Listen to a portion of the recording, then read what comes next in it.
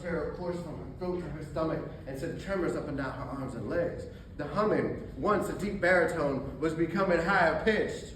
She bounced from rock to rock up a steep hill, grabbed a hanging branch, and hurled herself toward the top. Everything seemed to slow as she burst through the night air. The shadows flitted and swarmed around her, reaching out. Sierra saw a cement walking path ahead, aimed for it, and came down, running.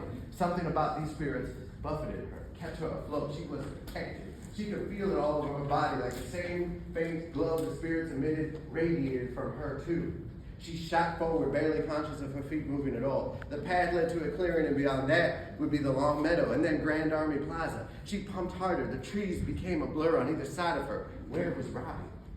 As if in answer to her silent question, a pair of green eyes flashed past her along the tree trunks and then whizzed off toward the meadow. Sierra kept her course along the edge of the woods, the shadows swirling and dancing around her. Robbie had said combat Shadowshaper, and he would be ready for her wherever he was out there. She couldn't just roll out empty-handed over the bunch of unformed shadows. Without losing stride, Sierra pulled out her chalk, now only a stub, and dragged it along the trees she passed.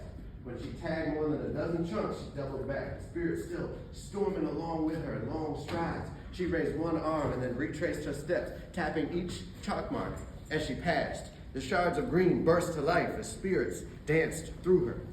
Now, Sierra thought, and she felt her small battalion of green projectiles fall into formation around her. Once again, the night seemed to hold its breath, a blessed moment of silence. Then Sierra pivoted off a stone and burst out of the woods. Shadows and green spikes unfurled around her like a crashing wave. She landed in an open field and raised her head just in time to see a splash of bright red flush across the dark grass toward her. Sierra leapt toward the nearest tree, caught a branch, and swung up into it as Robbie's red tide passed. Where is he? The three pairs of green eyes flew out into the field and converged at a darkened area at the far end of the park. Go! Sierra commanded her shard. She leapt out of the tree and hit the ground running, flashes of green flitting along at her side. Go! They burst ahead, racing across the field. Robbie's red tide swept out again, but this time Sierra was ready. She leapt up into the night sky, surrounded by the pulsing lights of the shadows, and landed far outside of the tide's reach. Whoa! Robbie yelled from his hiding place. Sierra smiled, dashed into a dark grove of trees as another red tide swept past.